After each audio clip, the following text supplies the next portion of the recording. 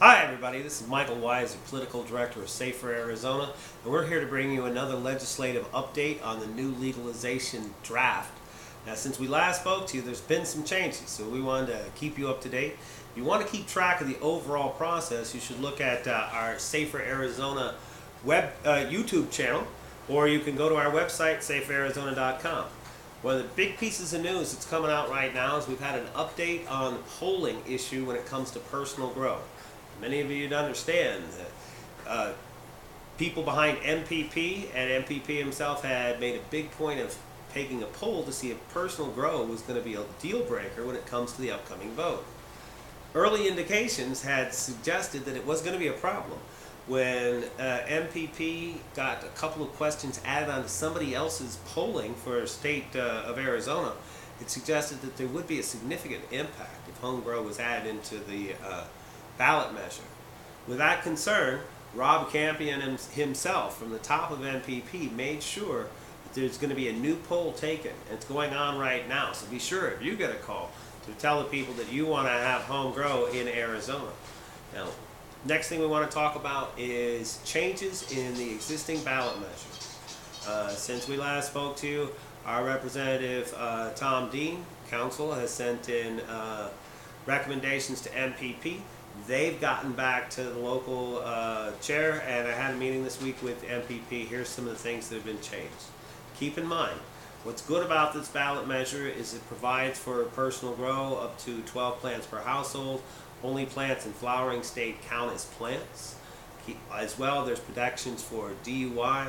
There's protections for marijuana accessories, and you get to keep all the marijuana that you produce on your premises.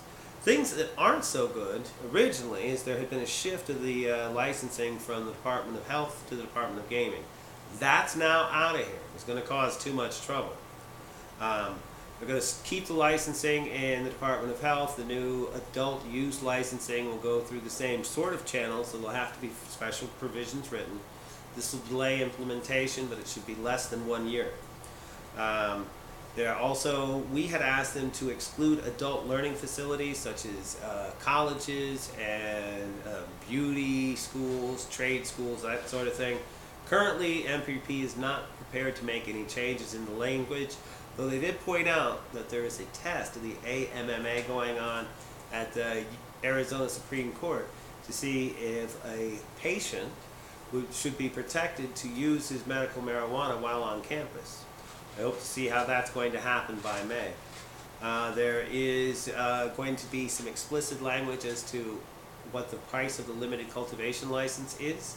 There's going to be a raise up of the allowable amount of marijuana that one could have in public, above 1 ounce. The actual number isn't been determined.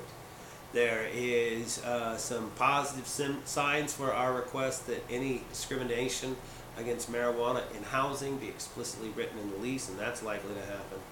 We have also gotten some real important change when it comes to whether or not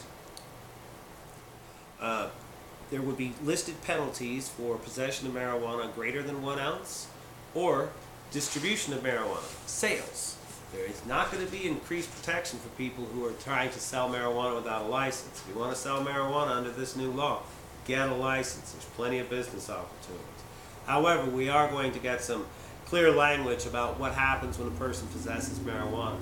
Safer Arizona is recommending following the existing state breakpoints of 1 ounce to 2 pounds, and then 2 pounds and up as different categories.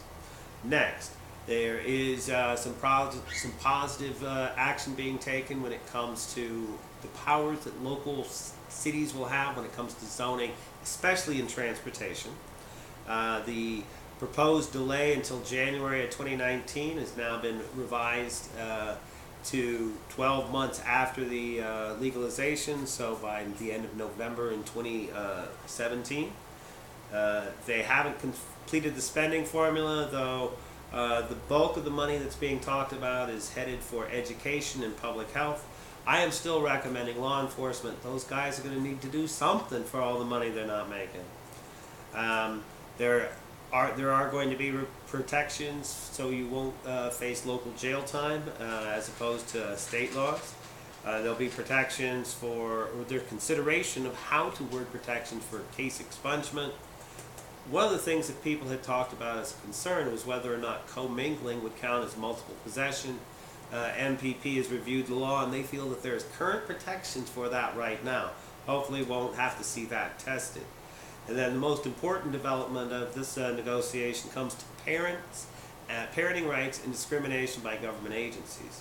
As you know, currently CPS can find automatic neglect and say chemical dependency if a parent has a marijuana card or is found in possession of marijuana.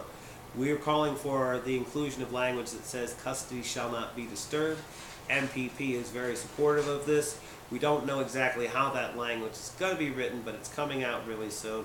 We'll keep watching. You keep watching Safer Arizona, and let's work together to make it legal. This is Mikel Weisser with Safer Arizona, signing off.